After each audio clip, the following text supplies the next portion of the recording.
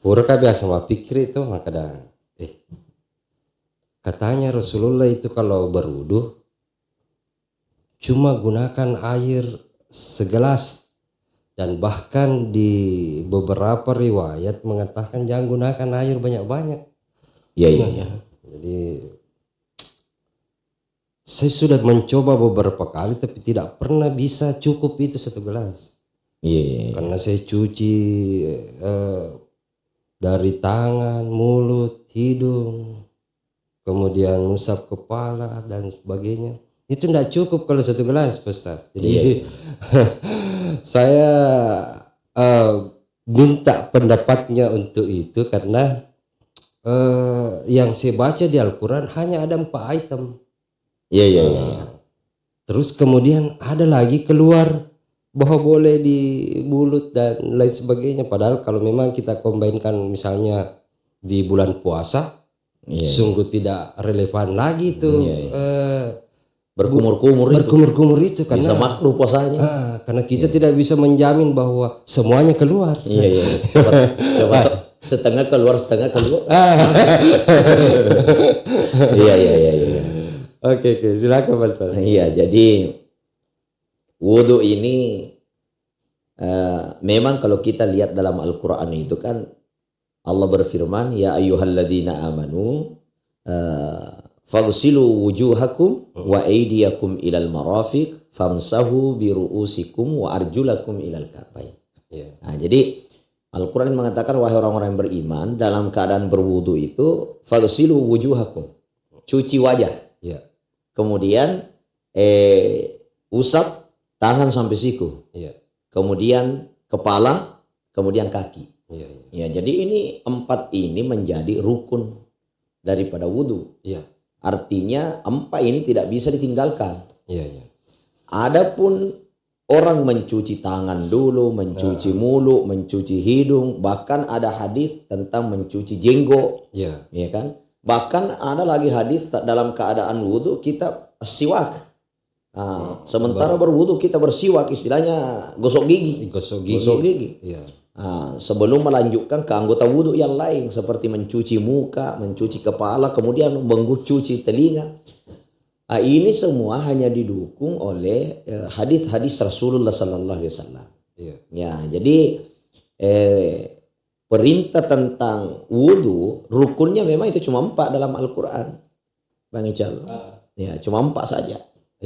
Jadi ketika kita menggunakan air 1 gelas itu sudah bisa menyempurnakan rukun daripada wudu. Artinya sudah bisa sah wudu.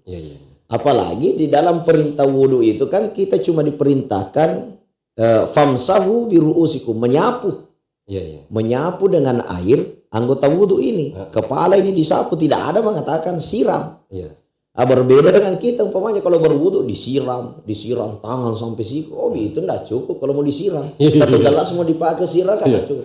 Tapi kalau hanya menyapu saja, famsahu, disapu saja cukup. Teteskan air ke tangan, dipakai sapu. Saya kira itu sudah cukup. Jadi mengatakan kepala mengatakan kepala, tidak mengatakan rambut. Wah, ini Pak, ada juga yang kesegini-gini saja. Kalau kita lihat daripada teks Al-Quran dikatakan famsahu biru'usikum. Usaplah atau sapulah rambutmu kepalamu dengan air. Ya, jadi yang disebut di sini adalah ru'usakum dari kata ra'sun, kepala. Dia tidak mengatakan famsahu bisya'rikum. Sya'ri itu kan dari kata sya'run, rambut. Ya, jadi yang diusap itu kepala bukan rambut. Ya, karena saya kira banyak orang tidak ada rambutnya. Bahaya. Tapi tidak ada orang tidak ada kepalanya. Jadi itu yang saya maksud itu. Jadi Al-Quran itu memang di situ kecerdasan, istilahnya penggunaan bahasa Al-Quran menunjukkan bahwa Al-Quran itu betul-betul adalah perkataan Tuhan atau wahyu. Karena yang diperintahkan adalah mengusap kepala. mengusap kepala. Bukan mengusap rambut. Bukan mencuci rambut. Bukan mencuci rambut. Ya. Kalau mau mencuci rambut ya banyak di salon. Iya. Begitu. Bahaya juga itu. Jangan dilanjut. Jangan dilanjut. Saya kira begitu.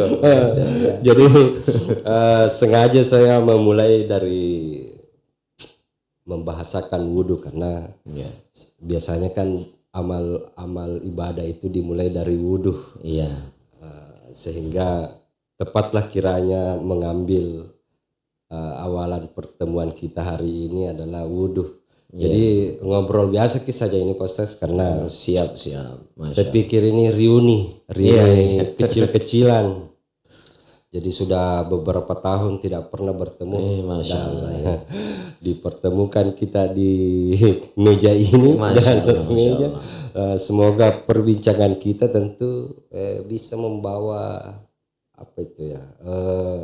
berkah. Amin. Terutama saya pribadi dan semua orang-orang di luar sana. Amin. Ya. Jadi apa kabar tak ini Pak? Alhamdulillah sehat. Ya sehat, alhamdulillah. Seperti biasanya. Ya tidak boleh sakit-sakit. Tidak boleh sakit-sakit. Harus sehat. Karena kuat ini kejam ini kehidupan ini harus ada. Harus kuat. Alhamdulillah. Jadi kalau di bulan Syawal ini sebaiknya kita kan memberikan sedikit kayak sebuah wejangan lah untuk siap. Tuan Guru ini kan saya paham sebagai panutan kita di Wajo, walaupun lahirnya mungkin bukan di sini tapi nanti kita tanyakan itu. Jadi saya mau bilang begini, berikanlah kami wejangan untuk bulan Syawal ini. Adakah mungkin perbuatan atau apa yang perlu kita lakukan untuk agar berkesinambungan ini ibadah dari bulan Ramadan? Kan tiba-tiba kalau terhenti begitu saja, itu sia-sia juga itu Ramadannya itu. Iya, betul. Mungkin ada ibadah-ibadah selanjutnya yang bisa kita pedomani Tuan Guru. Silakan. Jadi merujuk kepada hadis Rasulullah SAW, Ramadan madrasatul mu'min. Ramadan itu adalah sekolah bagi orang beriman. Artinya apa? Di Ramadan itu kita sekolah bagaimana kita menahan nafsu, bagaimana kita meningkatkan ibadah, meningkatkan bacaan Al-Quran. Lalu ketika kita keluar dari bulan Ramadan, kita sudah sekolah tapi tidak ada efek yang dibawa daripada sekolah kita di bulan Ramadan. Saya kira sekolahnya mogok bolos. Artinya sekolahnya tidak lulus. Juga connect dengan perintah Allah dalam Al-Quran yang biasa kita dengar, ya ayyuhalladzina amanu kutiba alaikumusiyam kama kutiba alal ladzina min qablikum la'allakum tattaqun. Orang beriman diperintahkan puasa, ya, tujuannya outputnya puasa itu la'allakum tattaqun, agar menjadi pribadi yang bertakwa. Banyak orang selesai Ramadan malah bukan tambah takwa, malah lesu memang.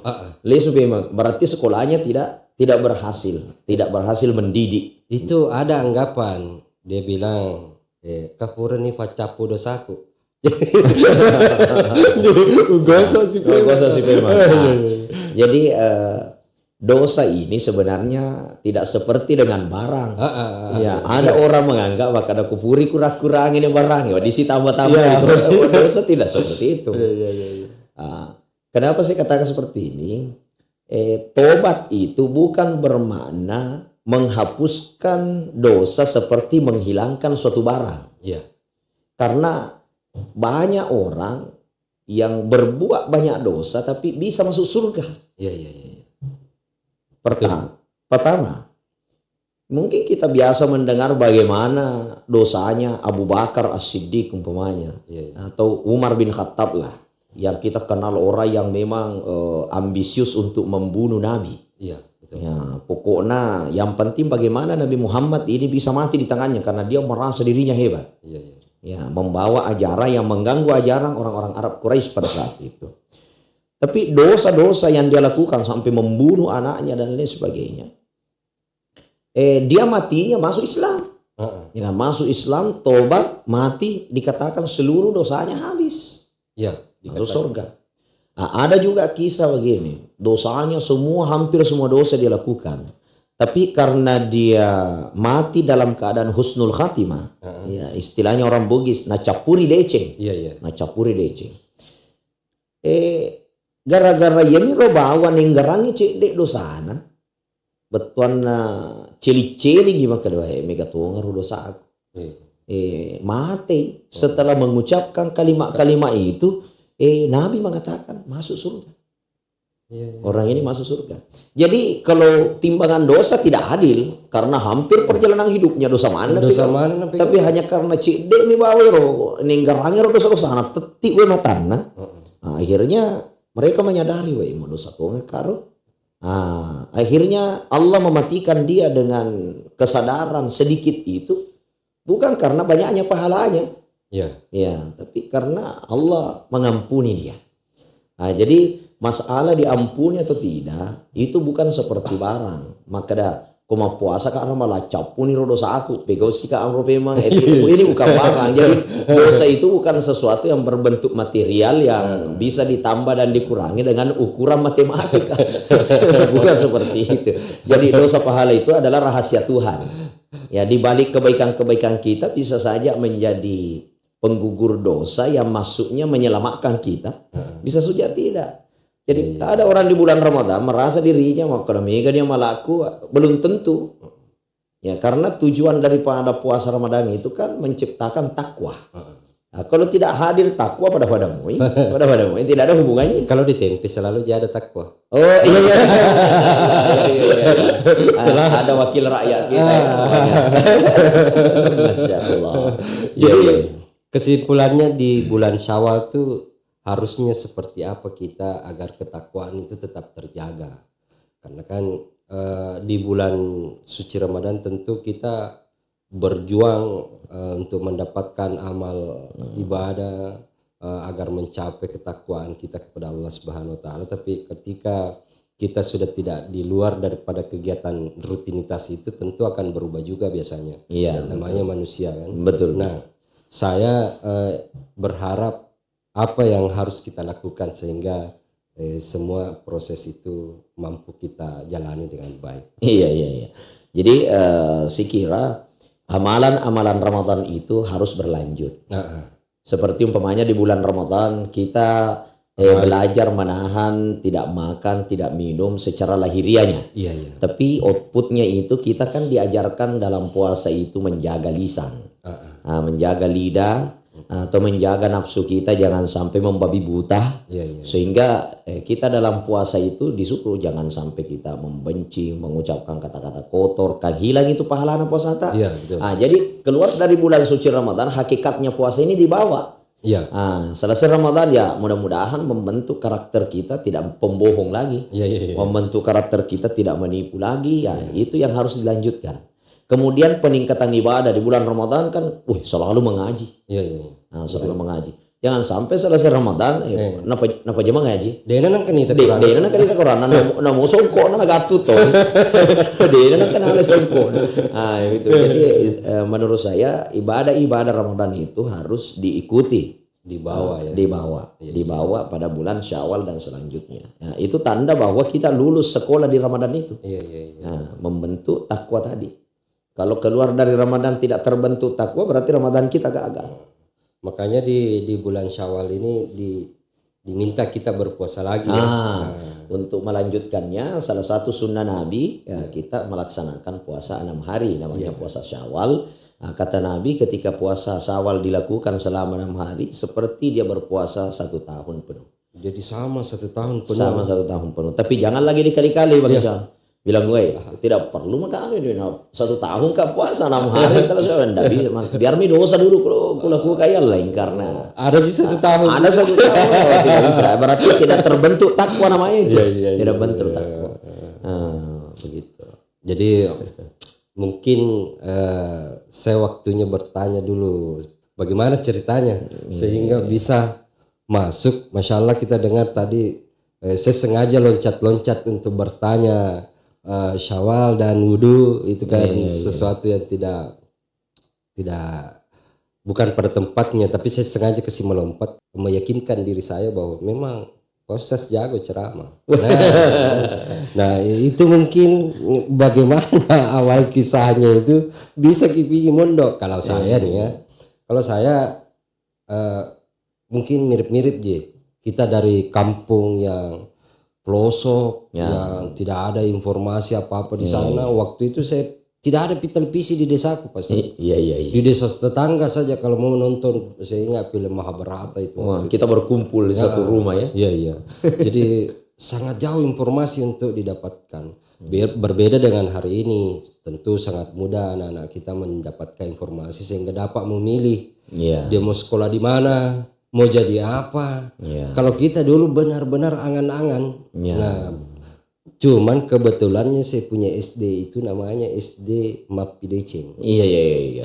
Nah, saya mencoba menganalisa kata Mapideceng ini kan membawa kebaikan. Iya. Jadi saya kalau mau bawa kebaikan, yang paling relevan hari itu adalah jadi ustaz. Iya, masuk di pondok. Ya, masuk di pondok. Ya, sehingga saya hijrah tuh dari kampung saya ke Kota Palopo di pondok Datuk Sulaiman.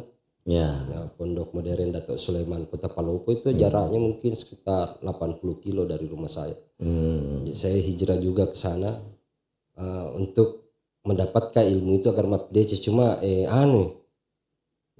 kecelakaan di jalan. Iya. Kecelakaan, jadi tidak dilanjutkan itu cita-citanya. Salah beda jalur. Iya.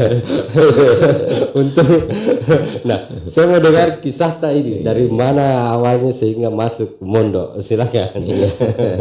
Ya, jadi Bang Ical, awalnya saya di kampung itu ada sekolah ra. Iya. Sekolah ra. Ada juga kayaknya dulu di sini. Ada.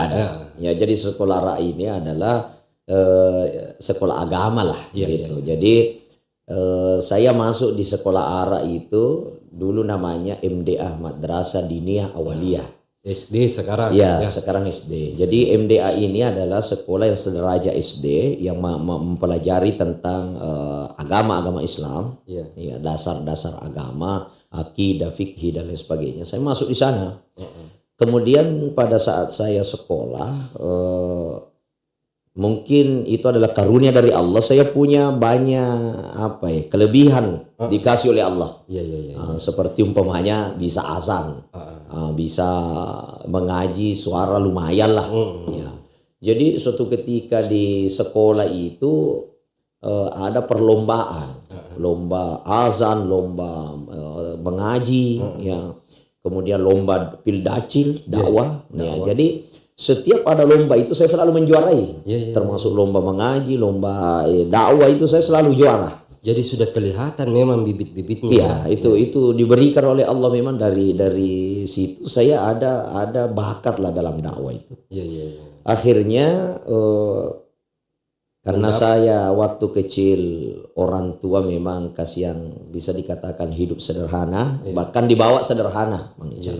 Ya, gubuk-gubuk yang kita tempati istilahnya nasangnya tahu naga pababa tu marutuni tanya rudal karena batu karena marutuni Bang Ical.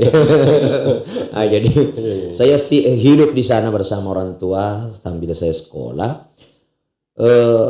Ketika saya datang ke masjid, itu kan selalu ada utusan penceramah dari luar, dari pondok pesantren.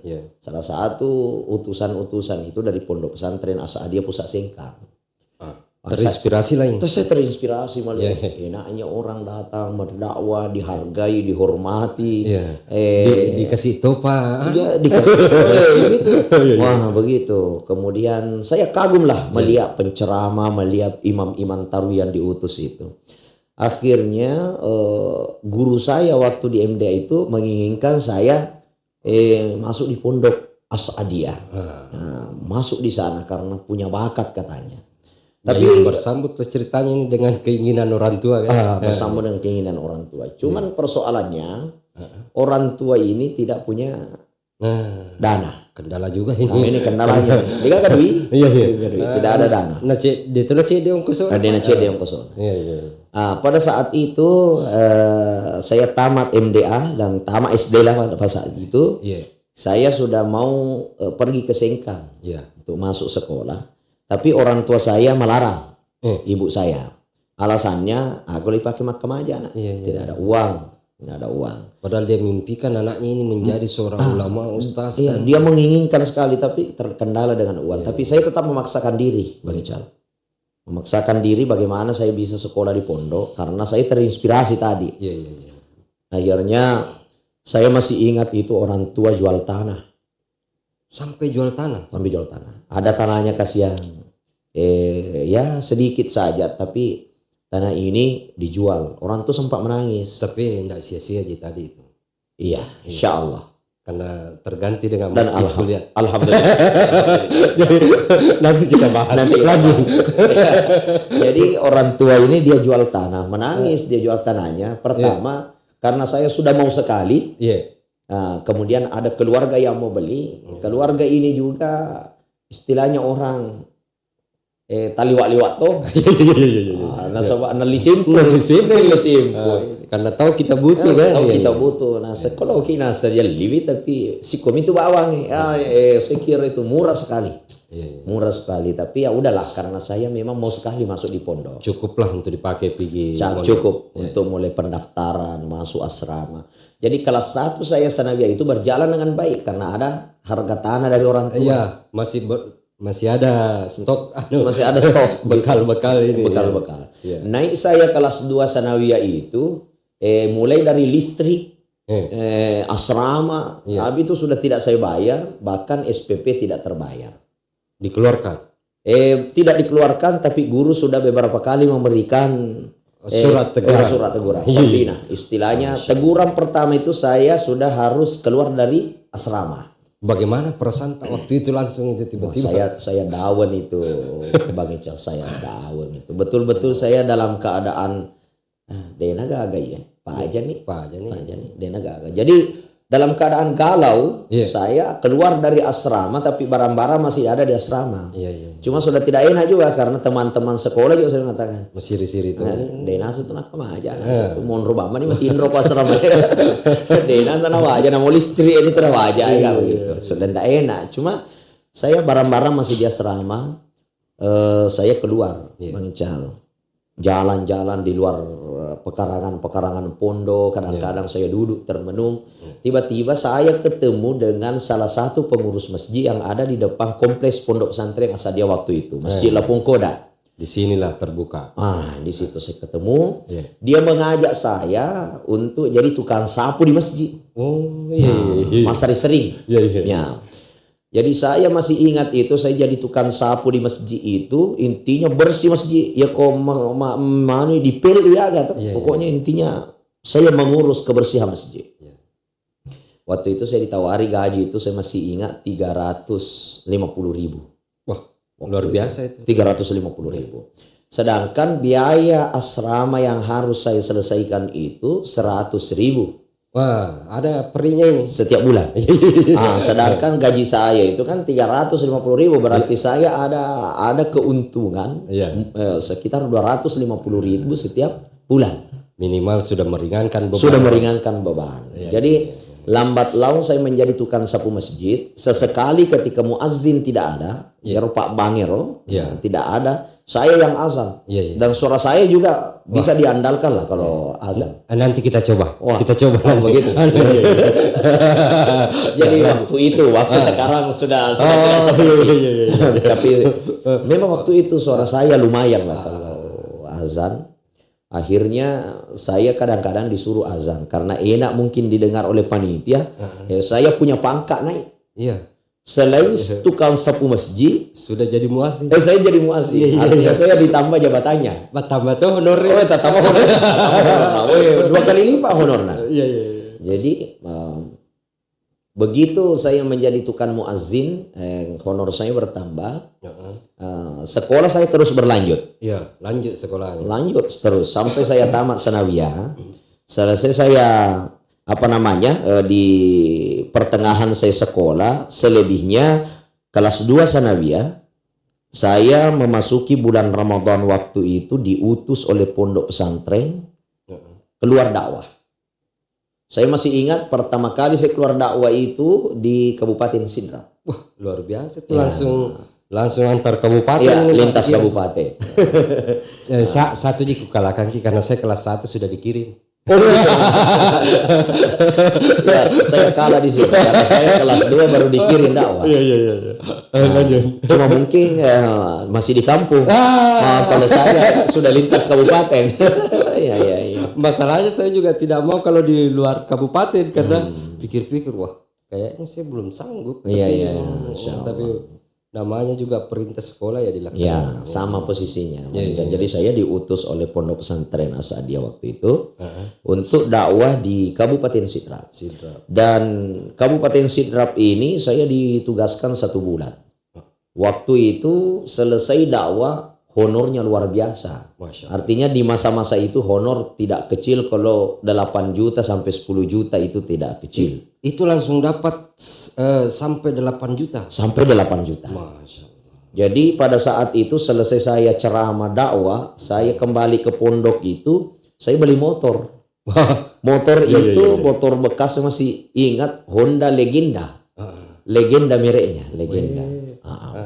Ya, saya beli motor bekas harga 3 jutaan, itu saya pakai masuk di sekolah. Bangga. Istilahnya sekarang digas-gas teman kota kampus ya. Jadi menurut saya ini pertama dari santri yang bawa motor ke sekolah, bisa dikatakan motor yang saya beli sendiri. Dari hasil keringat sendiri. Sebenarnya di situ poinnya itu.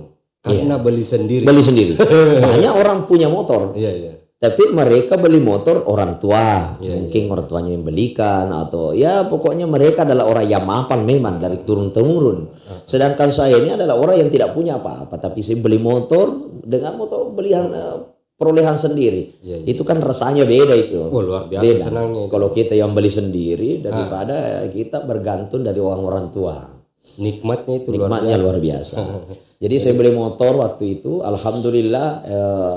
Saya juga sudah dimasukkan jadwal khutbah Jumat dalam wilayah Kabupaten Wajo, dalam wilayah Sengkang. Setiap minggunya. Setiap minggu sudah ada. Jadi kan akses saya juga berdakwah semakin ringan karena saya punya motor sendiri. Salah satu poin Anda dipilih itu karena di situ sudah punya kendaraan sendiri.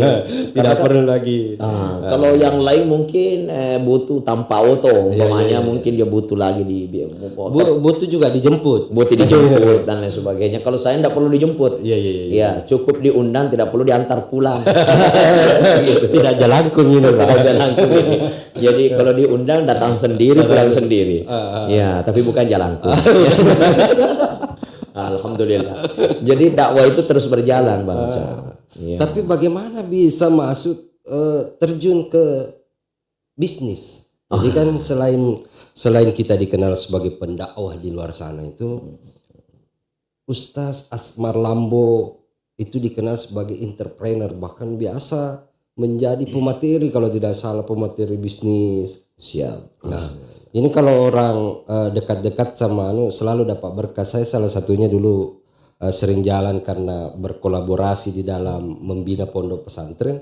Saya juga dapat tuh harus selalu sholat. Karena jalan sama orang yang sholat.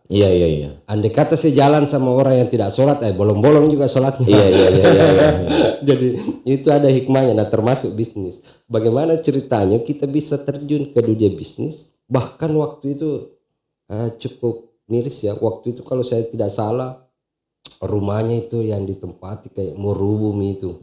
Bahkan dia punya gorden-gorden itu berwarna-warni karena betul. Tidak dibeli. Mungkin sehingga tertempel-tempel gitu. Ya, Masya Allah ya. Perjalanan yang menginspirasi lah, Masya Allah. Jadi Bang Ical, dulu saya setelah tamat di pondok pesantren ada suatu audisi dakwah yang saya ikuti, namanya audisi dai TPI. Audisi Dai TPI. Belum ada bukan piaksi. MNC, belum ada MNC TV, belum ada Aksi Indosiar, belum ada. Iya. Ini dulu audisi Dai TPI. Nah, pada saat itu saya mencoba mendaftarkan diri untuk mengikuti audisinya. Ini secara nasional saya masuk untuk Sulawesi Selatan 5 besar. Ini mewakili Wajo ke Sulsel. Kemudian di Sulsel nanti terpilih lagi ke 5 besar. 5 besar. Setelah 5 besar ini tidak ada audisi lagi, tinggal ditunjuk. Di antara 5 orang yang masuk 5 besar ini siapa yang akan mewakili ke nasional, dikirim ke Jakarta. Iya. Nah pada saat itu 5 orang terpilih, nama saya tidak ada. Masya Allah. Artinya saya tidak bisa dikirim ke Jakarta. Yang saya tahu yang mewakili itu salah satu alumni pondok pesantren dari Makassar. Iya. Kemudian alumni pondok pesantren dari Makassar ini dengar-dengar orang tuanya salah satu pejabat tinggi di Kementerian Agama. Jadi itu. Ini biasa jadi terjadi. di situ saya membaca bahwa kemungkinan karena saya bukan dari mana-mana, saya adalah orang yang tidak punya apa-apa. Iya. Ya, tapi qadarullahnya intinya saya tidak terpilih. Don lah langsung. Don saya. Tapi tetap saya lanjutkan dakwah meskipun di audisi ini tidak lolos gitu. Tapi di ajang dakwah yang lain saya masih bisa menjuarai beberapa lomba-lomba yang lain. Nah, berlanjut ketika saya berdakwah selalu dikasih honor. Iya, betul. Ada apa kalau di sini saya tidak tahu namanya, di sini ada Ada istilahnya anak-anak itu selalu makbudu. Ada istilah makbudu. Ada istilahnya anak-anak pesantren itu pergi makbudu. Kok boleh pergi makbudu hidup lagi. Nah begitu. Skip dulu. Kita tidak ingat di pondok itu kalau saya suruh mandi anak-anak. Iya. Malasnya minta ampun. Tapi kalau saya bilang, ada orang meninggal. Dia tidak mandi Pak, langsung loncat. Ya langsung loncat. Karena ini makbudu. Iya. Masya Allah. Wah. Jadi salah satu juga motivasinya. Motivasi. Lanjut. Jadi disitulah saya ada semacam bisikan rohani lah. Bisikan batin bahwa kita ini bukan untuk hidup dari dakwah. Tapi kita ini dituntut menghidupkan dakwah. Seperti Rasulullah SAW bukan hidup dari dakwah, tapi menghidupkan dakwah. Bukan hidup dari Islam, tapi menghidupkan Islam. Di mana Rasulullah ini bukan hanya berdakwah, tapi Rasulullah berbisnis. Rasulullah berdagang, bahkan sempat menjadi pedagang pionir di Mekah dan Madinah. Bahkan sampai-sampai pedagang ulung dari kaum Hawa, seorang wanita konglomerat yaitu namanya Khadijatul Kubra. Ini sampai-sampai karena kepercayaan kepada Nabi Muhammad, apapun yang ada di tangannya tidak pernah rugi. Akhirnya diangkat sebagai asisten perusahaan. Langsung diambil sebagai asisten perusahaan. Tapi Nabi ini kan bukan orang kaleng-kaleng. Iya. Punya juga dia. Punya juga kehebatan. Akhirnya karena dia diambil sebagai asisten perusahaan, Rasulullah menikahi Khadijah. Artinya kita mengambil ownernya ini perusahaan sekalian. Tidak jadi asisten. Tidak jadi asisten perusahaan, tapi asisten keseluruhan. Jadi Rasulullah ini melanjutkan usaha Khadijah, bisnisnya, dan Rasulullah berbisnis dalam menghidupkan agama.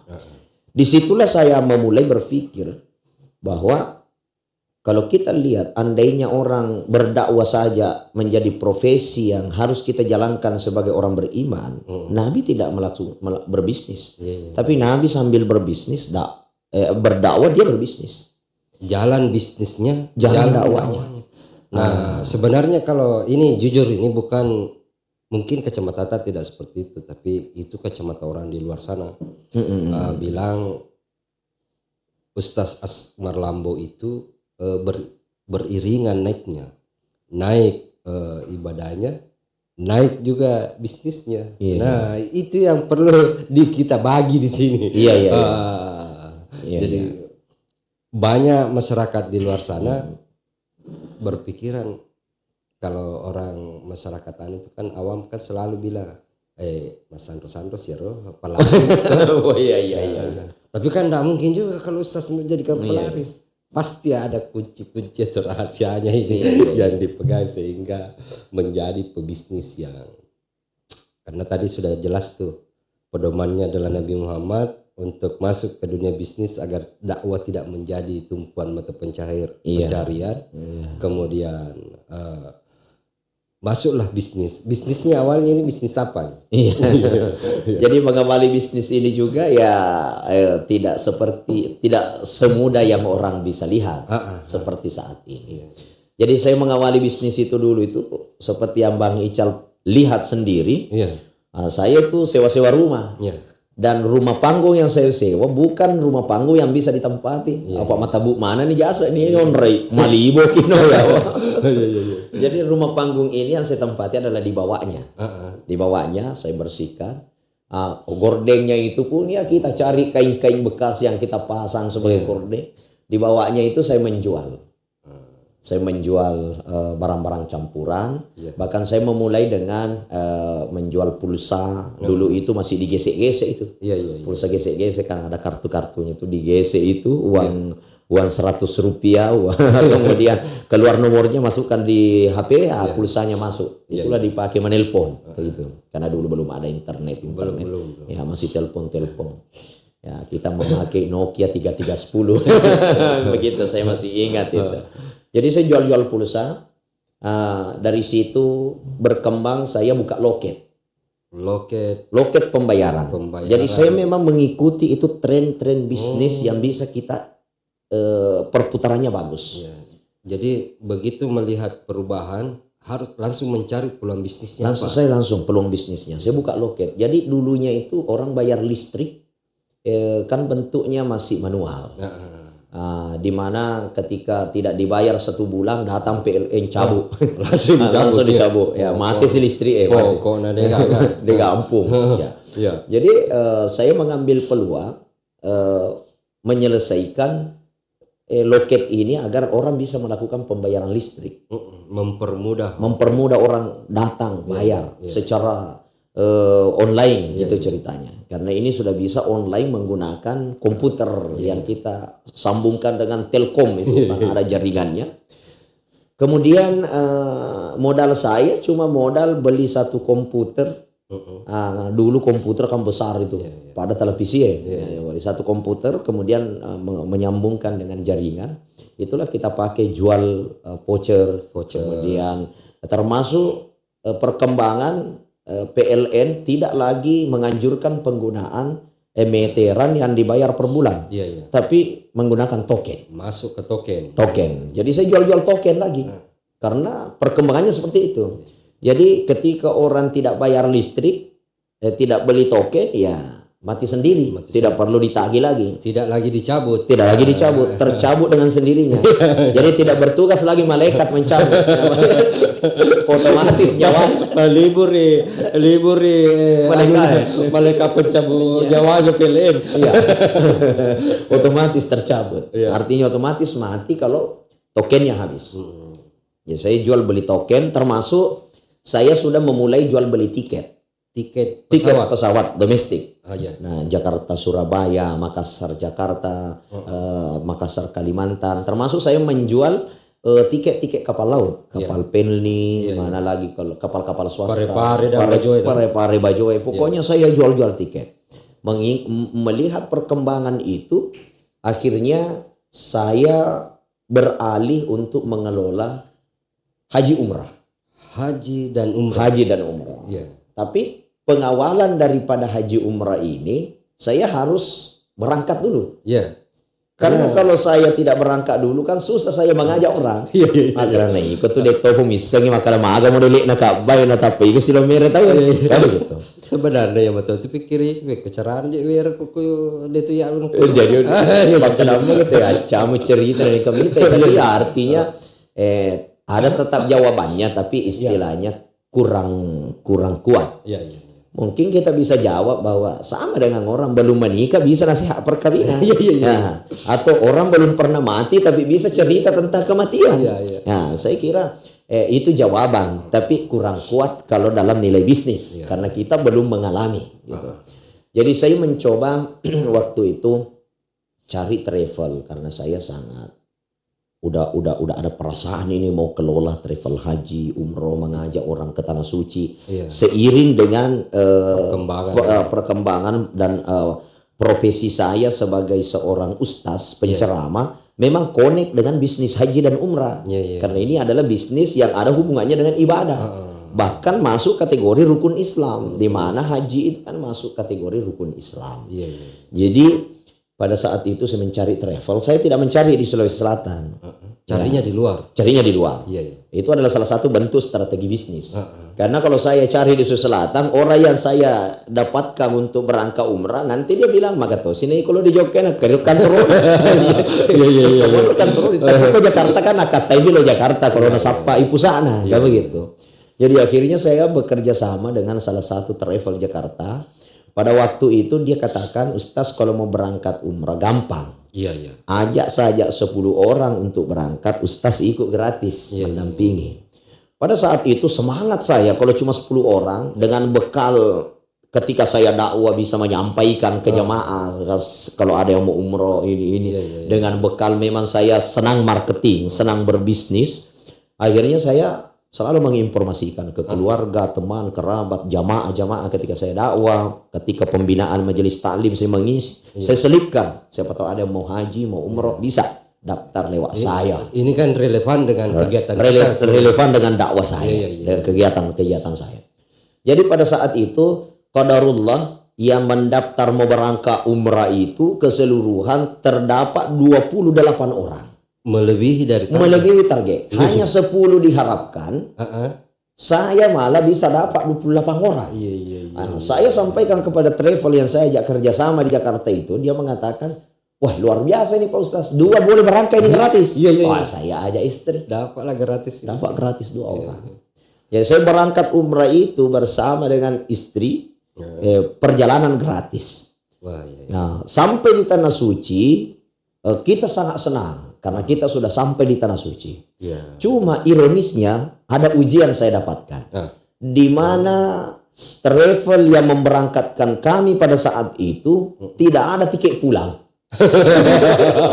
Tidak ada tiket pulang. Kayaknya baru-baru saya dengar berita seperti itu. Ternyata saya pernah jadi korban juga. Waduh, tidak ada tiket pulang. Cuma Allah kasih saya satu kelebihan. Karena tidak ada tiket pulangnya, tapi saya tidak pernah risau. Selalu muncul rasa bahagia. Sedangkan jamaah yang lain itu kan sudah teriak-teriak, bagaimana ini tidak ada tiket pulang, ini macam-macam lah. Serius, begitu betul itu perasaan kalau di sana, kalau di depan Ka'bah itu. Iya, saya senang. Iya, saya datang di depan Ka'bah saya malah senang. Kalau tidak ada tiket pulang, saya di sini. Saya malah senang di sini di depan Ka'bah. Mau diapa? Yang kedua didukung juga, saya tidak mungkin marah-marah. Karena saya berangkat gratis. Saya mau marah siapa ini? Saya kan memang gratis. Kan? Nah, jadi beda kalau bayar. Ini kan bayar. Jadi kalau ini yang lain jamaah lain ini marah-marah wajar. Mereka kan membayar. Saya ini gratis. Tapi memang di luar daripada gratis itu memang ada perasaan senang saya. Jadi qadarullahnya seperti itu sampai kita ada dana telepon keluarga bisa pulang. Bisa pulang.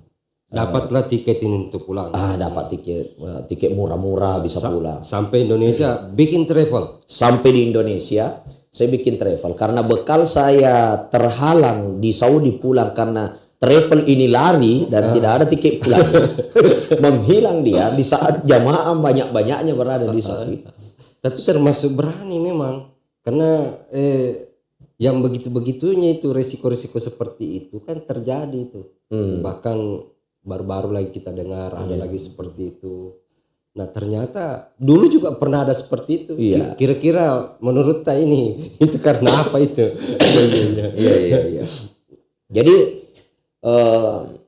pada saat itu pemilik travel lari disebabkan mungkin karena dana yang sudah distorkan itu sudah habis, sehingga tidak bisa lagi membelikan tiket pulang. Ya mungkin karena bisnisnya sebelumnya ada masalah atau apa, sehingga dana terpakai, dia tidak bisa lagi memulangkan jamaah. Akhirnya yang seharusnya kita berada di tanah suci itu Makkah Madinah 12 hari, kita tinggal sampai 20 hari. Ya, bahkan saya lebih dari 20 hari, karena nanti setelah pulang semua dicicil-cicil ini jamaah pula, baru saya pulang. Untung nggak dideportasi. Ya. Tidak dideportasi, dipulangkan sedikit-sedikit. Dikasih jadi budak gitu. Bahaya jadi budak Arab. Jadi waktu itu saya berada di sana beberapa hari, lebih 20 hari, Bang Ican. Saya ketemu banyak orang-orang hebat di Saudi. Iya. Itu hikmahnya. Saya ketemu di Masjidil Haram provider visa. Saya ketemu orang-orang yang biasa mengurus bus-bus jamaah umroh. Bahkan saya bertemu dengan salah satu pengelola LA, Lake Arrangement, di mana persediaan kegiatan-kegiatan ibadah di Saudi itu memang dia kelola di sana. Akhirnya setelah saya pulang, saya udah punya kolega kerjasama di Saudi yang bisa saya gunakan, sehingga saya mencoba mendirikan. Bismillah. Terbuka lain peluang besar ini, karena jalurnya sudah ketemu. Jadi 2009, tahun 2009, tanggal 5 Oktober 2009, saya masih ingat. Saya Bismillah mendirikan usaha dengan saya memberi merek Aslam Group. Nah, makanya saya sering bilang Aslam itu Asmar Lambo. Iya, ada yang mengatakan Asmar Lambo dari segi mencocokkan nama saya. Dan bisa juga ketika kita mengambil dari beberapa dalil Al-Quran, Aslam ini artinya paling selamat. Paling selamat. Paling selamat. Jadi kalau ada yang selamat, ini yang paling selamat. Yang selamat itu banyak. Tapi yang paling selamat Aslam. Jadi dalam kaidah bahasa Arab itu namanya isim tafdil. Isim tafdil sama ketika kita mengatakan kabir besar. Akbar paling besar. Hasan baik. Ahsan paling baik. Apa namanya? Qasir dekat, aksar paling dekat. Jadi seperti itu. Sama ya. Salim selamat, aslam paling selamat. Paling selamat. Jadi aslam ini artinya paling selamat. Jadi saya menganggap bahwa insya Allah dengan nama ini akan diselamatkan oleh Allah. Saya selalu mengambil sebagai tafaul, senu-senuran bahwa insya Allah dengan nama Aslam Group ini usaha akan semakin selamat, dan paling selamat, gitu. Karena Aslam ini ada ayat-ayat Al-Quran juga mendukung, seperti Nabi Ibrahim alaihissalam, ketika dia menjadi orang yang paling pasrah kepada Allah, anaknya pun rela dia potong ke atas permintaan Allah, istrinya dibuang antara Safa dan Marwah. Ketika Allah yang meminta, tidak ada yang dia tolak, begitu cintanya kepada Allah. Nabi Ibrahim sendiri disuruh oleh Allah, apakah kamu Ibrahim betul-betul menyerahkan diri kepada saya? Ya kan? Nabi Ibrahim mengatakan, inni aslamtu li rabbil alamin. Saya betul-betul bergabung dengan Aslam, Tuhan semesta alam.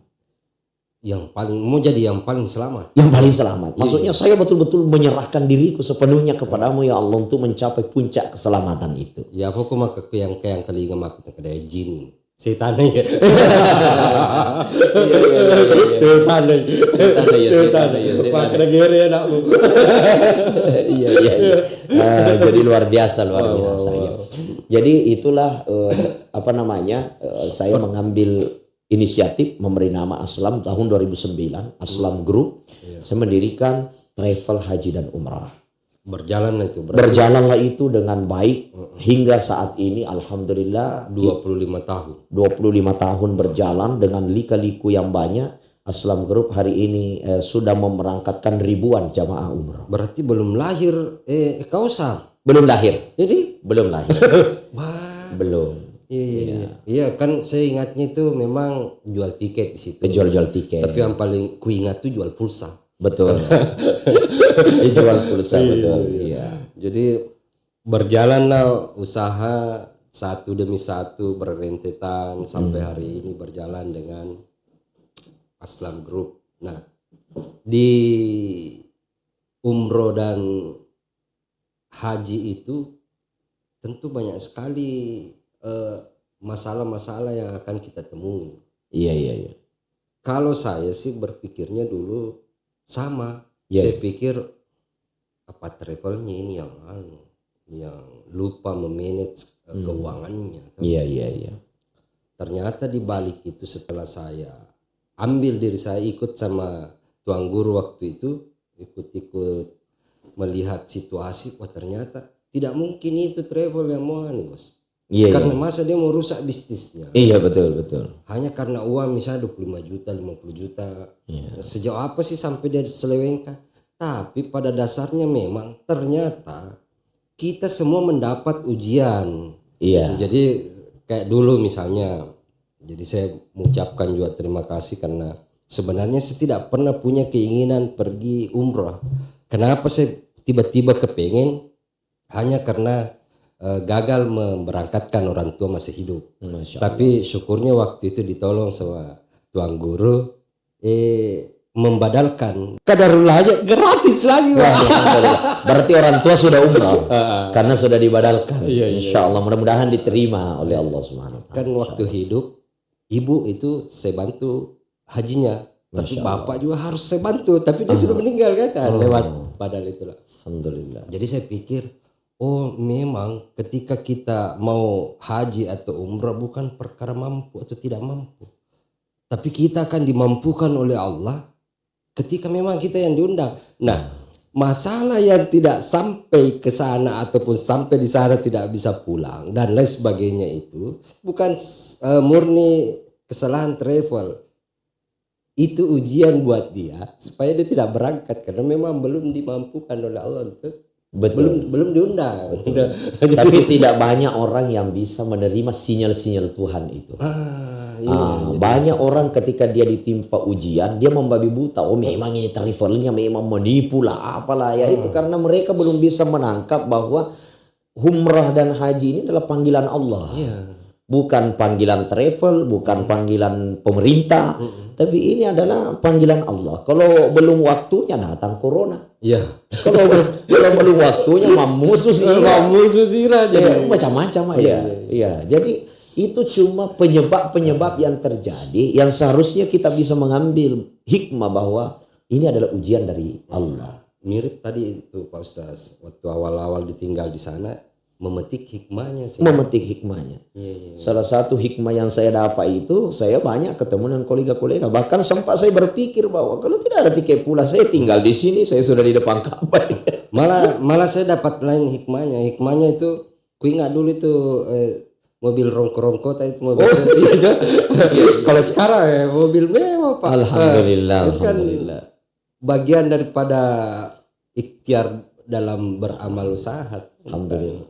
Jadi saya mengelola beberapa usaha mulai daripada berkembang jual pakaian, baju-baju muslim yang dulu ketika anak-anak pesantren mau keluar dakwah saya juga fasilitasi pakaian muslim. Di samping dakwah jalan, di samping bisnis haji umroh ini yang fokus berjalan dengan baik, alhamdulillah kita sudah bisa punya tempat yang layak, yang tidak seperti sebelumnya kita menggunakan bawa rumah yang itu pun di atasnya sudah mau roboh, yang dari bawah kadang-kadang tiba-tiba kasih cici akan lari, balawo apa dan lain sebagainya. Sebenarnya itu juga bagian daripada ujian Pak Ustaz. Kalau saya jujur takut Kak seperti itu. Kalau secara pribadi saya kepengen cukup saja karena saya takut ujian lebih. Saya sudah membayangkan diriku ini kalau banyak uangku banyak pasti istriku ini. Jadi saya takut betul. Sedangkan tidak banyak ada Ji. Jadi kita lihat bisnisnya dulu. Sini tabe alaka gitu kurma gitu. Kurma gitu. Kasih naik. bagian dari ini kan juga bagian dari bisnis dong. Bagian daripada bisnis. Ya. Ini jadi kalau mau cari kurma ya pergi ke depan kantor PLN. Ya, betul. Banyak di situ dijual. Betul. Kurma ini kan tidak tumbuh di sembarang tempat. Kalaupun bisa tumbuh butuh proses yang panjang seperti mengambil tanah, mengambil caplokan dan lain sebagainya. Nah, jadi di tempat kita di Jalan Jenderal Sudirman nomor 4 depan kantor PLN, kita juga menyediakan barang-barang dari Mekah, termasuk kurma. Jadi kalau ada yang mau beli jenis-jenis kurma ya kita sediakan. Jadi misalnya kalau saya mau beli misalnya pakaian ihram di sana, oh boleh lengkap. Kain ihram ada semua ya. Magalo to kunci nih. Biasa kok mani kan dia nama galo kunci na tamaki bere-bere ya. Nah, jadi kurma ini harus juga bagus. Biasanya orang bungkus-bungkus dengan baik. Packing-packingannya. Luar biasa. Tapi mendengar tadi perjalanan dari Boni hijrah ke Wajo, iya. sampai membangun bisnis dari nol. Kalau saya sih saksi hidup sebenarnya, karena saya saksikan betul bagaimana dari nolnya sampai suksesnya. Cuman yang jadi penasaran saya itu pasti pernah berada di titik paling terendahnya, muka mundur ini, muka berhenti ini usahanya, pernah enggak rasakan seperti itu? Pernah. Pasti kita akan menghadapi itu kalau mau bangkit sebenarnya. Nah, bagaimana caranya untuk melawan agar bisa bangkit kembali? Kan ini yang banyak kejadian, mampu memulai begitu kena ujian sedikit, senggol sedikit, lari. Jadi Bang Ican, saya ingin berbagi tips juga kepada pemirsa dimanapun berada. Nah, di luar sana, bahwa saya punya 3 senjata utama untuk tetap bertahan dalam keadaan ujian seberat apapun.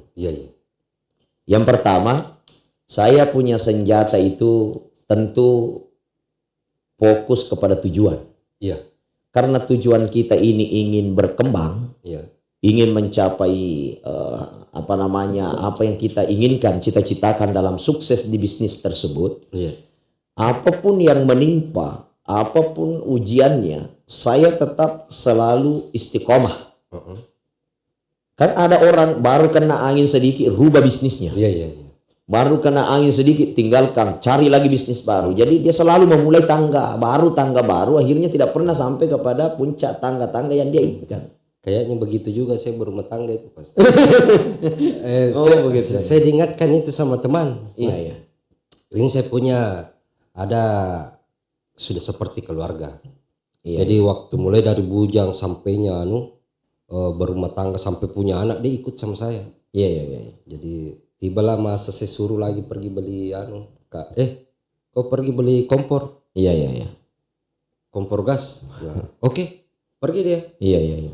Bukan dia beli, dia ambil dari rumahnya. Dia bilang, kenapa ini tidak baru? Ya kayak bekas ini. Iya, bekas. Akimeto, mina saya boleh wala. Iya. Maka mari dia boleh, nak kadi wala ko si pungaku sa di si bawa. Tuli mangali kasi di kompor baru. Maka masuk udah Nay ko tuli mapamu la pe. Mako sa sarao lo ko tiki. Sukses ko tuli mapamu la. Iya. Maka ko diperjuangkan saja. Iya. Mapamu la pe batutu ko tu. Dia jalan usaha. Iya. Saya pikir begini. Iya, mungkin seperti itu. Iya. Jadi saya istiqomah, apapun ujiannya, anak-anak tangga itu akan saya terus jalani selama kesempatan itu Tuhan masih kasih. Jadi itu prinsip yang pertama. Kemudian prinsip saya yang kedua, saya tidak mau berbenturan dengan masalah. Tapi masalah itu harus dilalui. Saya ulang Bang Ical, bukan berbenturan dengan masalah. Kan ada memang orang di dalam menjalani hidupnya atau menjalankan sebuah usaha, prinsipnya itu suka berbenturan dengan masalah, dengan orang. Ketika engkau newa si salah, engkau newa dia nasi cocok, pokoknya naiwai. Iya. Dia benturkan dirinya dengan orang lawannya itu. Orang yang tidak suka dengan dia, ya kau disinggungin, tambah itu singgungan. Ya kau gosipin, gosip tuh. Jadi pada mana nih? Jadi suka dia membenturkan diri dengan masalah yang dia hadapi. Kalau saya itu prinsipnya jangan dibenturkan, dilewati. Iya. Ya kalau ada orang yang cerita ki ini ki numpa lewat aja. Saya mau jalan. Silakan. Gesok iri asal itu udah luka. Kalau dulu bilangnya biar anjing menggonggong, kapila tetap berlalu dia. Ya itu, biar anjing menggonggong, kapila tetap berlalu. Jangan anjing menggonggong, kita sibuk ambil batu untuk melempar dia. Karena bisa saja dilempar batu, anjingnya tidak kena. Iya. Atau dilempar batu, anjingnya semakin menggonggong. Atau malah orang lain yang kena. Atau malah orang lain yang kena. Dan yang paling parahnya, bisa saja dilempar, anjing semakin mengejar kita. Akhirnya tujuan tidak tercapai. Jadi masalah itu bukan untuk dibenturkan, tapi untuk dilalui. Bagaimana kita tetap berlalu di tengah masalah yang datang, seperti ombak yang datang bukan untuk dilawan ombaknya, tapi bagaimana kita tetap berlalu di atas ombak yang ada. Jadi itu prinsip seperti yang kedua. pemain selancar, kalau dia lawan pasti terlempar atau tenggelam. Betul. Maka dia ikuti ya. Nah, ikuti saja. Ikut. Kemudian yang ketiga, tentu rahasianya untuk mencapai kesuksesan itu selalu takarrub ilallah, mendekatkan diri kepada Tuhan. Karena apapun yang kita rencanakan, ana uridu wa anta turidu wallahu yaf'alu ma yurid. Kata Rasulullah, saya itu punya keinginan, engkau juga punya keinginan, tapi ketahuilah keinginannya Tuhan yang berlaku. Artinya apa? Namo agar rencana ya ko de memato nasi lolonga si baelo na puang de nasi jokang. Nasi ngeta de begitulah. Ya karena pada metona masalah na rupa umroh. Aku de na jaji berarti de to ketuna. De pana melo puang namo maaga batingu majo. Itu na dapi wentuna. Jadi seperti itu. Jadi itu prinsipnya. Jadi ada 3 hal tadi itu ya. Iya, yang pertama istiqomah, tekun, sabar, kemudian dibungkus jadi istiqomah. Lanjut, jangan melawan masalah. Jangan melawan masalah itu yang kedua. Kemudian yang ketiga, tetap berserah diri. Berserah diri kepada Tuhan. Betulnya agak senai.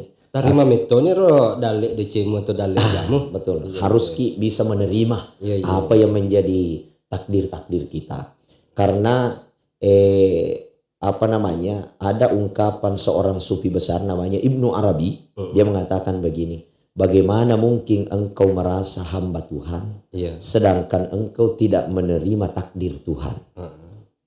Bagaimana engkau merasa hamba Tuhan sedangkan engkau tidak menerima ketetapan Tuhan. Jadi ada orang, saya ini hamba na Allah Ta'ala, tapi kau kaya ringin dia terima hamba agak Mereka begitu konsepnya. Berarti pada tero bakun reko dia terima poligami di. Berarti dia terima beton Pak Birina fuang. Fuangi mah to pancaji makro. Iya mina kurva elona fuang. Tidak akan bergeser sesuatu benda kecuali atas ketetapan Allah, izin Allah. Jadi kita ini seorang hamba, tugas kita salah satunya adalah mampu menerima apa yang menjadi ketetapan Tuhan. Tapi ini masih sering kita tampil di Damai Indonesia TV One. Sering. Jadi saya Sabtu Minggu akhir pekan salah satu pengisi tetap di program Damai Indonesia TV. Sudah menjadi pengisi tetap di program Damai Indonesia. Nah, itu kan tidak mudah juga orang masuk di situ. Kan itu. Bisa cerita sedikit perjalanannya sampai bisa masuk ke situ dan mendapatkan slot itu. Jadi Bang Ical, saya masih ingat dakwah saya itu memang istiqomah juga. Ke daerah-daerah, kemana-mana, kampung-kampung. Kemudian didukung juga di media dengan ala kadarnya. Saya masih ingat itu. Saya malah berterima kasih ke Bang Ical. Masya Allah. Karena saya bisa berdakwah mengawali media itu, saya masih ingat Bang Ical yang selalu meliput perjalanan saya. Iya. Kadang-kadang di video, kemudian di upload di sosial media. Dengan dakwah saya berguru daripada belajar berdakwah di sosial media melalui Bang Ical, melalui video-video atau shootingan perjalanan dakwah saya. Disitulah saya sedikit bisa tampil di media. Oh, dijadikan alat latihan, kemudian keberuntungannya di TV One. Wah, begitu. Jadi di situ saya belajar berbicara. Karena beda itu ketika kita berdakwah di depan orang dengan depan kamera. Iya, beda. Kalau kita di depan orang jelas interaksinya. Tapi kalau kita berdakwah di depan kamera kadang kita gugup. Karena kita tidak bisa berinteraksi dengan di depan kita benda mati. Jadi saya bisa berinteraksi di depan orang secara langsung. Saya juga bisa berinteraksi melalui kamera, melalui ini sorotan ini yang karena tidak sudah terlatih. Saya terlatih dari Bang Ical. Jadi seperti itu. Jadi dengan berkat itu saya mengira ada skill yang sudah bisa saya kuasai mengisi ceramah melalui media. Kemudian pada saat itu ada satu program namanya Assalamualaikum Nusantara. Kegiatan di TV One. TV One TV One. Jadi Assalamualaikum Nusantara ini adalah program lokal. Program lokal diputar di jam 4 subuh. Jadi dia atau Masading. Dan ini adalah program hanya bisa dikatakan pengisi pengisi waktu sebelum program TV. Apa aja tuh kita di bawah gitu. Jadi ditampili mengisi waktu ustaz-ustaz itu. Itu pun perekrutannya nasional. Seluruh Indonesia. Jadi ustaz-ustaz yang ada bakat dalam dakwah itu dipanggil ke mengisi yang Assalamualaikum Nusantara. Program ini bisa dikatakan program ajang untuk belajar. Jadi beberapa ustaz-ustaz itu diambil mengisi. Dari semua isi ceramah itu, produser itu melakukan sebuah seleksi. Siapa-siapa yang bisa ditampilkan dalam program nasional, yaitu program Damai Indonesiaku TV One, yang sifatnya diputar secara live dalam kegiatan tabligh akbar yang tempatnya berpindah-pindah dari masjid ke masjid. Itu live itu ya? Live. Wah, Masya Allah. Programnya live. Jadi program Damai Indonesiaku ini pada saat dilakukan seleksi, karena saya berbicara langsung dengan produser, saya bilang, kenapa saya dipanggil? Sedangkan di sini kan banyak yang bukan lagi ratusan, ribuan ustadz dari berbagai instansi dan latar belakang, dari berbagai keahlian keilmuan dalam bidang agama, ada yang pakar tafsir, ada yang pakar ilmu hadis. Pokoknya kemana nih Ustaz Sekor? Kemana? Dan itu proposalnya Bang Ical itu kalau mau dikumpulkan begini banyaknya itu proposal. Ustadz-ustadz yang menginginkan untuk menjadi pengisi dalam program Damai Indonesiaku TV One ini. Tapi saya tidak mengajukan proposal. Saya dipilih oleh produser karena dia melihat dakwah saya yang tampil di Assalamualaikum Nusantara itu berbobot, isinya itu memang ada, di samping itu diterima oleh masyarakat mudah. Pada saat itu saya pertama kali ditampilkan itu saya disandingkan dengan salah satu ulama besar, namanya Ke Khalil Nafis. Ini ketua Dewan Dakwah Majelis Ulama Indonesia Pusat waktu itu. Waduh, saya artinya masih grogi lah. Tapi alhamdulillah salah satu presenter Damai Indonesiaku itu Bapak Ustaz Agung Izzul Haq waktu itu, dia menyatakan luar biasa ini sudah disandingkan dengan ulama skala nasional, tapi bisa mengimbangi. Bisa mengimbangi, dalilnya masuk, kemudian segmennya pada saat masuk iklan, kemudian mengisi dakwah masuk. Akhirnya saya diterima dan dijadwalkan untuk mengisi program Damai Indonesiaku secara setiap bulan, secara rutin. Dan saya udah didampingkan dengan semua ustadz-ustadz, hampir Ustadz Solmed, Ustadz Abdul Somad, Ustadz Adi Hidayat. Saya sudah biasalah tampil dengan mereka-mereka. Sudah pernah disandingkan Abdul Somad nih? Sudah pernah. Luar biasa. Luar biasa, alhamdulillah. Bahkan Ramadan ini saya sempat diajak oleh produser untuk mengisi waktu jelang buka puasa bersama Ustadz Abdul Somad. Tapi karena amanah untuk membawa jamaah umroh Ramadan full di Makkah, saya nolak karena ini amanah.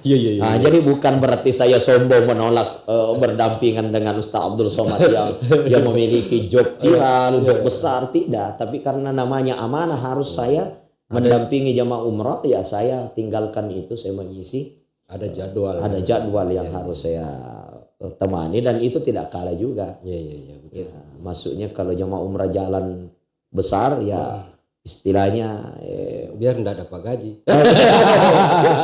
bisa juga. Jadi seperti itu Bang Ical. Alhamdulillah. Jadi begitulah perjalanan dakwah, dan sampai hari ini Bang Ical, saya pernah di TV, saya sedikit cerita di Damai Indonesia Aku itu pernah spesial tahun baru.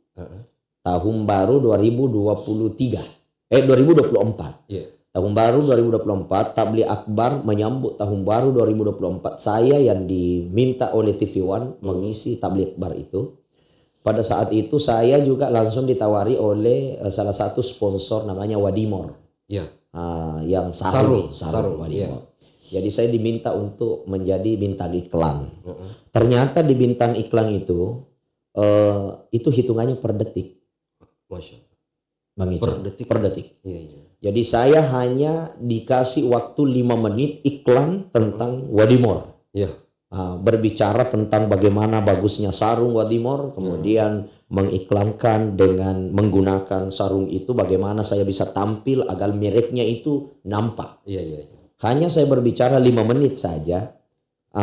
Berdakwah 5 menit dengan menggunakan sarung Wadimor dan mengiklankan sedikit di sela-sela dakwah itu. Kita digaji per menit. Hitungannya. Jadi per menit ini itu ada profitnya. Dan dibaca per detik.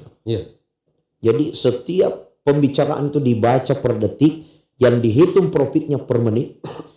Pada saat itu saya dikasih, bisa dikatakan lumayan lah.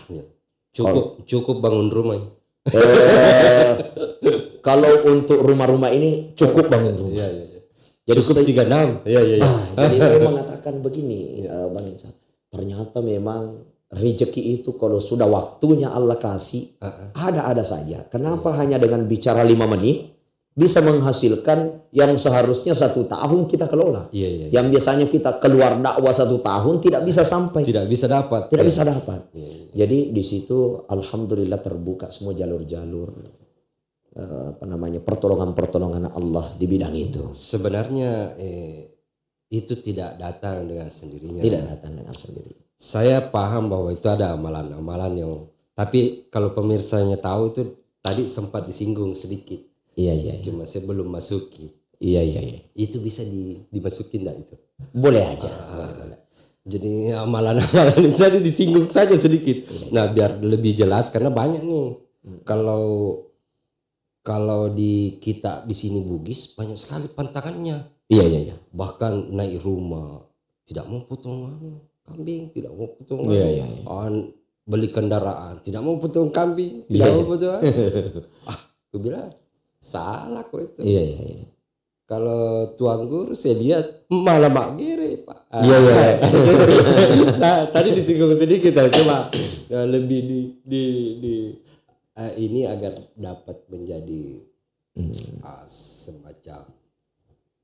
semacam panduan untuk orang-orang yang menginginkan hal itu. Karena aku Melo tentu saya sudah lakukan pada saat tahu sudah kan. Tapi karena saya belum mau, saya tidak lakukan. Nasabah aku pegoi dengan niat itu. Tentu hasilnya berarti saya memang pengen. Nah, padahal tidak sampai di situ saya karena ada ada penyakit yang tidak bisa kutinggalkan satu. Iya. Untuk menjaga diri, ya saya tidak lakukan. Jadi kadang-kadang memang saya harus berkorban, termasuk menjadi titipan saya tuh sebelum pergi. Ustaz, bawa-bawa gitu anak-anak kasihan ke sana. Iya.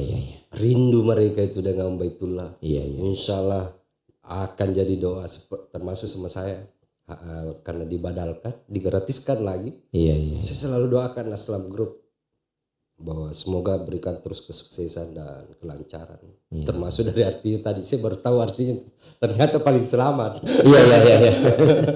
Iya. Dicerita sedikit ini anunya. Amalan-amalannya itu bagus itu. Sebenarnya Bang Ical, salah satu amalan itu kalau istilahnya mau mencapai kesuksesan itu, kita itu harus istilahnya mudah keluar sebahagian harta kita di jalan Allah. Betul.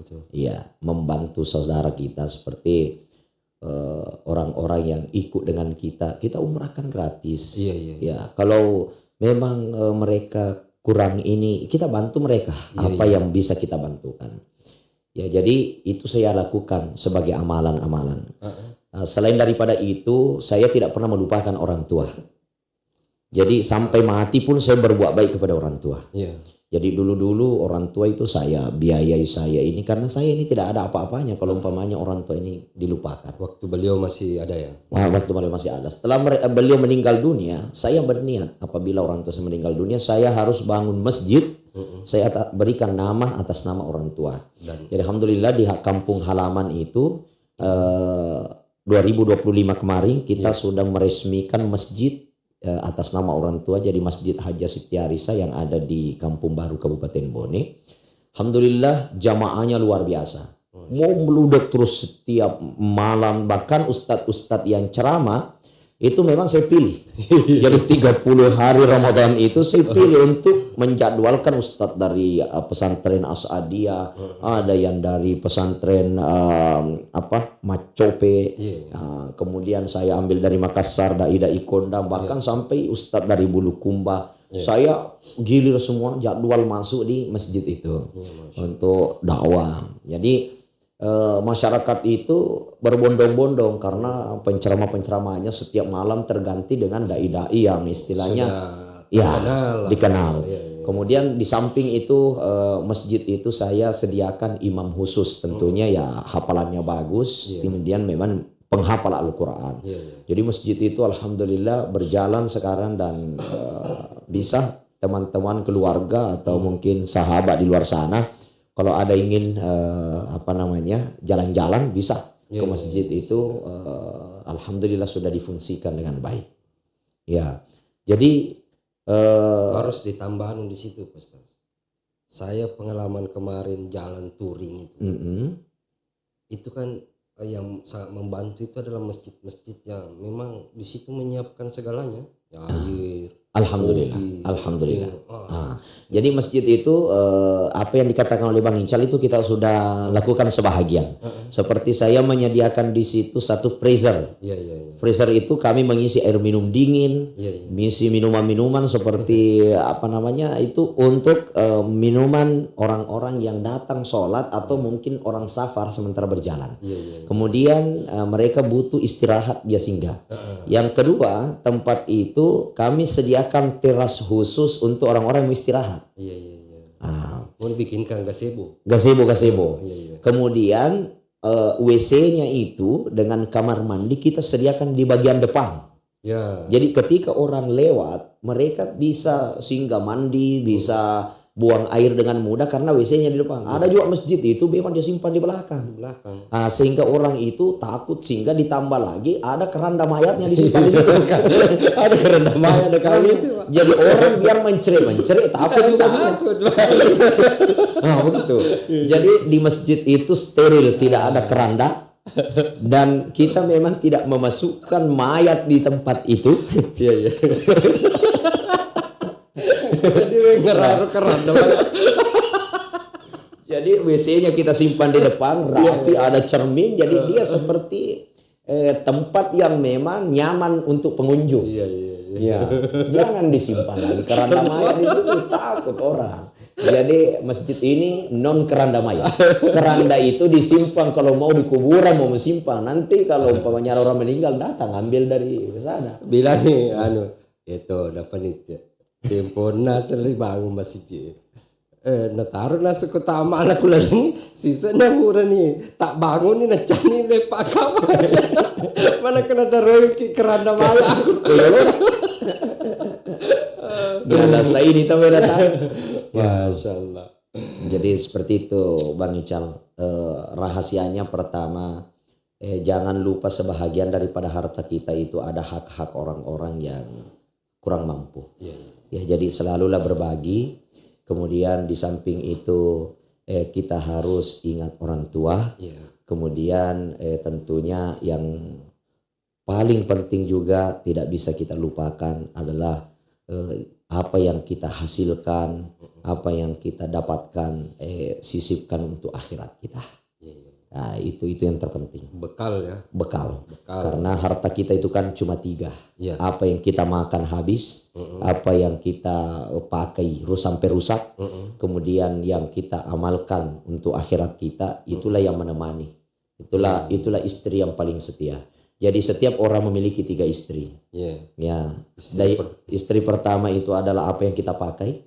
Nah, mobil, termasuk istri kita sendiri dipakai itu. Kalau sudah mati bukan kita. Bukan kita punya. Iya betul. Ya. Kemudian pakaian, kendaraan, ini semua adalah pakaian.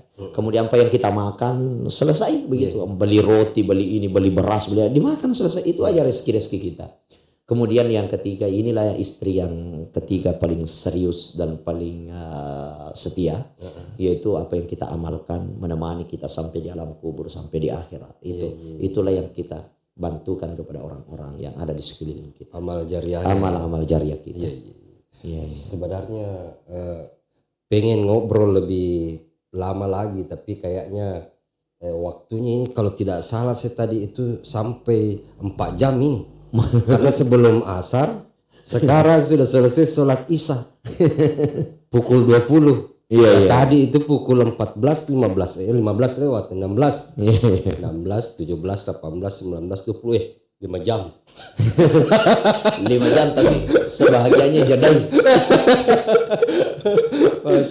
Nanti kita bikin program-program yang saya setiap kegiatan selalu menyisipkan keagamaan. Siap, insya Allah. Jadi seperti misalnya dulu awal-awal saya datang di sini itu mau bangun stasiun TV, tapi keduluan sama YouTube. Iya. Jadi tidak lanjut stasiun TV-nya karena kayaknya lebih ramai YouTube daripada stasiun TV. Jadi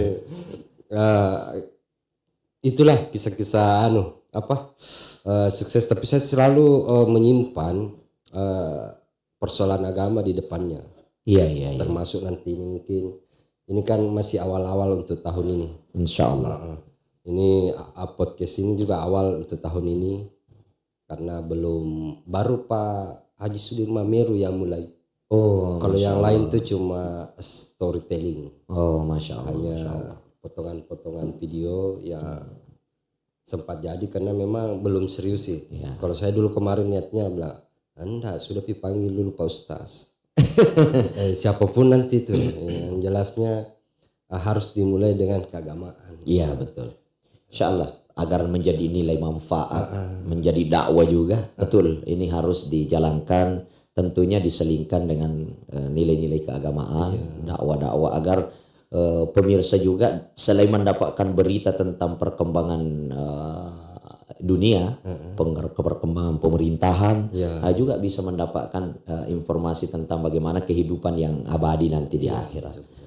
Jadi seperti itulah kondisinya. Nah, tadi di awal saya sampaikan bahwa saya berasal dari Mapi Deceng, jadi selalu teringat itu. Nggak bisa dilupakan walaupun ya mungkin ada image buruk di luar sana, yang jelasnya saya selalu berangkat dari kata Mapi Deceng. Saya tinggalkan Mapi Deceng, kepengen Mapi Deceng ini selalu terjaga oleh satu kata itu. Oke, terima kasih banyak ini. Sama-sama Bang Ical. Terima kasih banyak, Masya Allah. Semoga menjadi berkah buat kita semua, terutama kita pribadi masing-masing. Senang bisa bertemu. Nanti semoga ke depan ada lagi waktu untuk minimal 1 bulan sekali kan. Siap, insya Allah. 2 kali sebulan kan. Insya Allah. Ya, jadi 1 kali sebulan atau 2 kali 2 kali dalam 2 bulan. Insya Allah. Siap selalu Bang Ical. Semoga kita semua sehat-sehat walafiat. Kita diberikan umur dan kesempatan untuk selalu berbuat baik, insya Allah.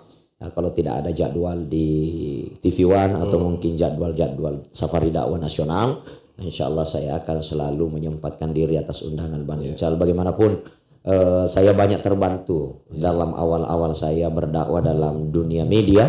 Nah, itu tentunya Bang Ical banyak membantu saya untuk berada di media-media online seperti itu. Dan memang banyak yang perlu dibahas. Termasuk petunjuk-petunjuk umroh itu juga penting. Oh, siap. Apalagi itu ini selain dakwah yang memang kadang seperti modelnya formalitas ya, seperti tadi juga disisipkan wudhu disisip. Cuma ada satu belum didengar ini. Iya. Kayaknya tidak afdol ini. Masih ingat kini tilawah ini.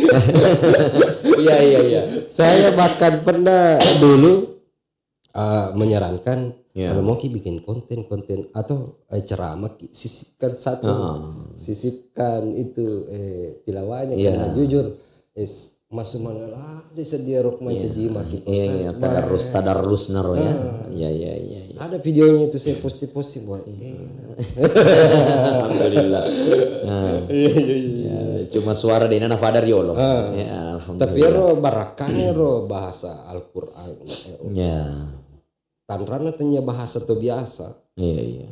Tanya bahasa sembarang. Nak mentong ya asal manumi ini sebut onro ngetep-tepa. Pasti menyampaikan. Betul. Masya Allah. Tuan Guru Aslam sedikit bertadarus buat kita semua. Semoga menjadi pahala buat kita semua. A'udzu billahi minasy syaithanir rajim. Bismillahirrahmanirrahim. La uqsimu biyaumil qiyamah wa la uqsimu bin nafsil lawwamah. Ayahsabul insanu an lan najma'a 'idhamah. Bala qadirina 'ala an nusawwiya bananah. Bal yuridul insanu liyafjura amamahu. Yas'alu ayyana yaumul qiyamah. Fa'idha bariqal basar wa khasafal qamar wa jumi'ash syamsu wal qamar. Yaqulul insanu aynal mafar. Kalla la wazara ila rabbika yawma idzinil mustaqar. Yunabba'ul insanu yawma idzin bima qaddama wa akhar. Balil insanu ala nafsihi basira. Walau alqa ma'azira. La tuharrik bihi lisanaka lita'jala bih. Inna alayna jam'ahu wa qur'ana. Fa'idha qara'nahu fattabi' qur'ana. Thumma علينا بيانا كلا بل تحبون العاجلة وتذرون الآخرة وجوه يومئذ ناظرة إلى ربها ناظرة ووجوه يومئذ باسرة تظن أن يفعل بها فاقرة كلا إذا بلغت التراقي وقيل من راق وظن أنه الفراق والتفت الساق بالساق إلى ربك يومئذ المساق فلا صدق ولا صلى ولكن كذب وتولى ثم ذهب إلى أهله يتمطى أولى لك فأولى ثم أولى لك فأولى أيحسب الإنسان أن يترك سدى ألم يك نطفة من مني يمنى ثم كان علقة فخلق فسوى فجعل منه الزوجين الذكر والأنثى أليس ذلك بقادر على أن يحيي الموتى صدق الله العظيم. Masya Allah. Alhamdulillah. Satu surah full. Masya Allah. Dapat bonus kita ini baru disuruh tes dapat bonus nih. Termasuk itu nanti itu mau dibahas-bahas juga itu teknik-teknik baca Al-Quran. Insya Allah. Tapi nanti kita akan dipertemukan Allah. Amin Di amin. kesempatan lain. Oke, terima kasih. Assalamualaikum warahmatullahi wabarakatuh. Terima kasih sama-sama Bang Ical. Alhamdulillah. Waalaikumsalam warahmatullahi wabarakatuh.